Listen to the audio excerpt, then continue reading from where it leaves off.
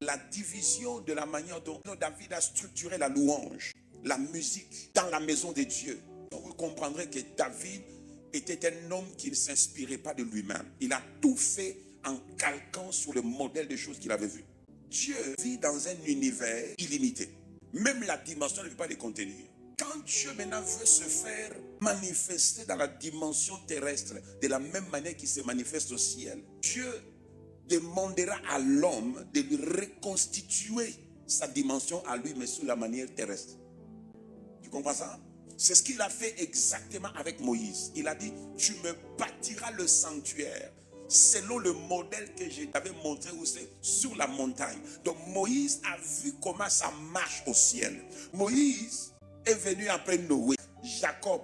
Lorsqu'il a développé l'intimité avec le Seigneur, Dieu l'a amené à la genèse de la création. Donc Moïse, par la présence de Dieu, Moïse est allé plus loin. Il est devenu un ancien.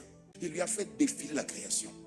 Il a vu comment les choses s'est passées. Genèse, Exode, Nombre, Lévitique, Deutéronome. Il voulait que Moïse reproduise le modèle parfait de la dimension divine pour que Dieu maintenant soit contraint de venir habiter dans la terre, même quand la terre est limitée.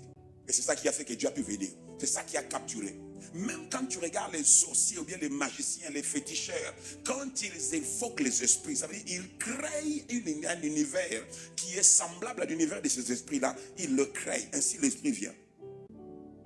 Et maintenant, David a compris que la seule manière de maintenir Dieu, de le garder avec nous, quand même il est Dieu, de le contraindre à rester avec nous, c'est de recréer son univers sur la terre. Dieu vit au milieu des sons, à louange, des lumières.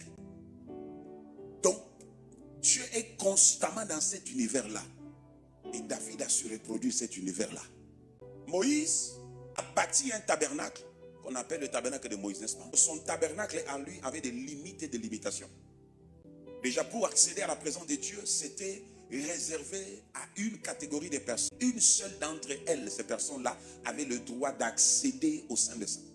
David vient, il bâtit un tabernacle. Tout enfant d'Israël, de là où il était, s'il voulait regarder Dieu, il le voyait.